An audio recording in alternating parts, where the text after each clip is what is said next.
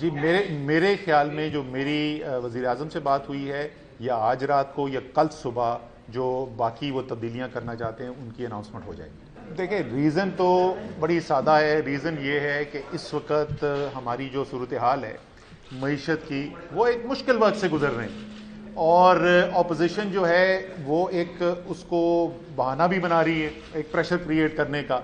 تو اگر ایک فریش ٹیم آئے گی اور وہ فریش ٹیم آ کے کام کرے گی تو ہو سکتا ہے بہتری بھی نظر آئے اور نہ بھی نظر آئے تو کم سے کم ان کو ٹائم تو تھوڑا آپ کو دینا پڑے گا نا. آپ ایک جا رہے ہیں آئی ایم ایف کے پروگرام کے اندر.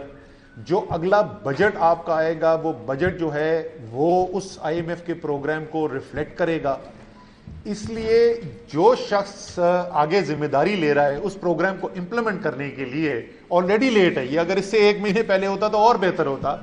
لیکن ابھی بھی جو ہے جو فیصلہ جب آپ نے کیا تو فوری طور پر اس کو امپلیمنٹ کرنا ضروری ہے تاکہ اس کی جو ڈیٹیلڈ امپلیمنٹیشن ہے اس کے اندر تو شامل ہو. بجٹ کے اندر ظاہر ہے آپ نے جو آپ پوچھ رہے تھے مشکل فیصلہ کہ مشکل بجٹ ہوگا لیکن اس مشکل بجٹ کے اندر ظاہر ہے چوائسیز ہوتی ہیں. آپ بہت مختلف طریقے سے اس اعداد و شمار پہ پہنچ سکتے ہیں تو اس لیے اس کا استحقاق ہونا چاہیے جس نے امپلیمنٹ کرنا ہے. تو میں بالکل بھی تحریک انصاف کو خیر بات نہیں کہہ رہا. میں نے جیسے پہلے کہا تھا میرا آج بھی یقین ہے انشاءاللہ تعالی عمران خان نیا پاکستان بنانے میں کامیاب ہوں گے. میرے سے یہ بات پہلی دفعہ کل رات کو ہوئی ہے. میں اس لیے ادھر آیا تھا کہ اگر میں کوئی کنٹریبیوٹ کر سکتا ہوں پاکستان کی معیشت کے لیے پاکستان کے لیے عمومی طور پہ اگر کوئی کنٹریبیوشن کرتا ہوں میں اس لیے آیا تھا. میں تو کوئی سازشوں کا حصہ بننے کے لیے نہیں آیا تھا. اگر کوئی کر رہا ہے تو ضرور کرے. تو سچی بات ہے میں آپ سے کوئی بات چھپا کے نہیں کہہ رہا. سچی بات ہے کہ مجھے نہیں پتا کہ کوئی سازش ہوئی ہے کہ نہیں ہوئی ہے.